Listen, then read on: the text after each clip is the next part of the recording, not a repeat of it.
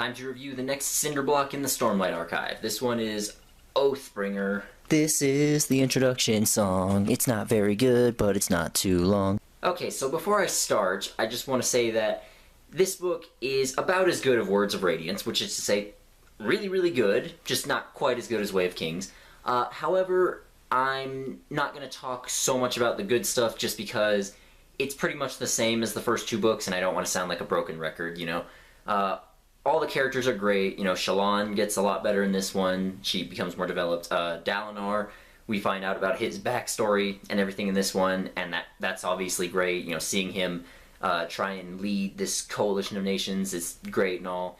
Kaladin's great. The story is amazing. The climax is awesome. You know, so just basically the same things, and if that's what you're looking for, then this is great. I'm just going to talk mostly about the negatives from here on. Okay, so after the last book ended, you know, the Everstorm came, and it awakened the voidbringers, and so at the beginning of this one, not only is the storm destroying shit, but the voidbringers are going around and also destroying shit. And you find out early on that they're maybe not quite as bad as you're being led to believe, or as they were led to believe at first. And so that does make everything a little bit more ambiguous. Like, well, are the Voidbringers really the bad guys, and are humans really the good guys? And it gets even more complicated near the end of the book. So that aspect of it I did like as well. The first major problem with this book is that it's just too fucking long. Now, it's not that much longer than the first two, honestly. It's maybe like an extra 100 pages, but those extra 100 pages didn't need to be there. They could have been cut, and you really wouldn't have lost anything story-wise. This is the first one where I really felt how long the book was. You know, the first two, they were long, but you know, there was always something happening, and I was just never really bored. I was always into what was going on. Whereas this one has a lot more bits that feel pretty fillery. And I'm gonna go kind of meta for a second. Now, I don't know for sure what the editing and publishing process of this book was. I wasn't there. But I do know that with really big name authors like J.K. Rowling and Stephen King and Dan Brown and them, whenever they finish writing a book, the publisher usually wants to just hurry up and get it pushed out as quick as they can, you know? Like, they still want it to be good, but they also know it's going to sell no matter what.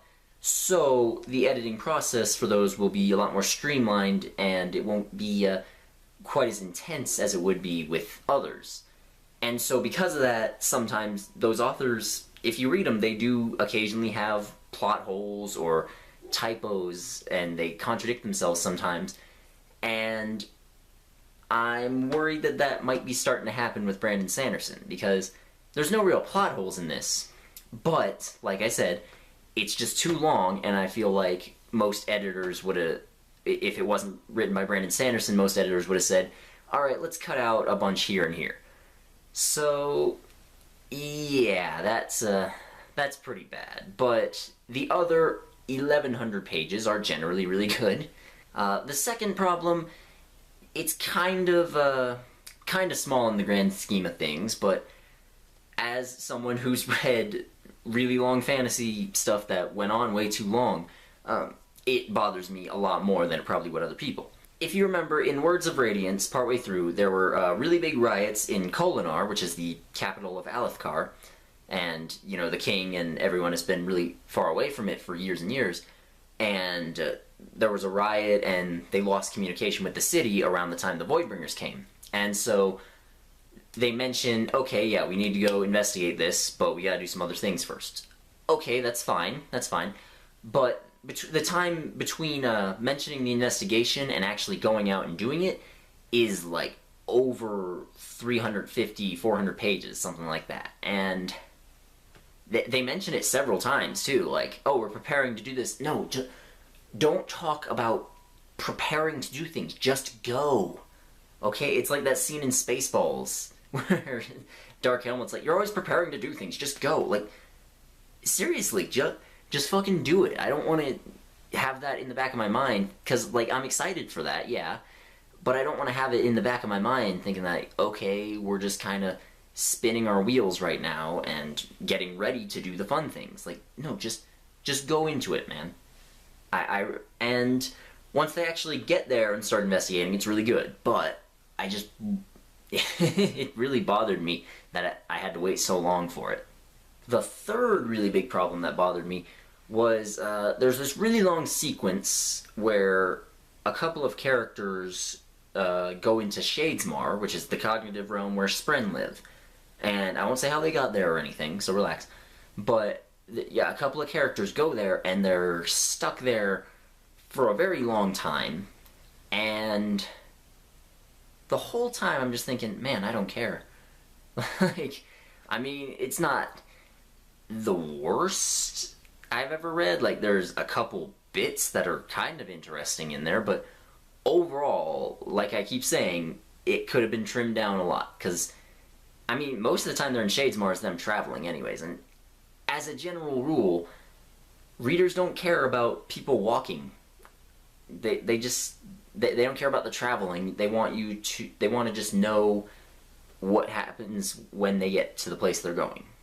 And, you know, people say journey before destination, blah, blah, blah, blah. Yeah, I get it. And, you know, sometimes important things do happen along trips, but just go. In this one, I just wanted it to go. The fourth big problem doesn't really tie into length for once. It's more about just how many characters there are starting to be in this, which I was kind of expecting this eventually, but there's just too many at this point. just way too many.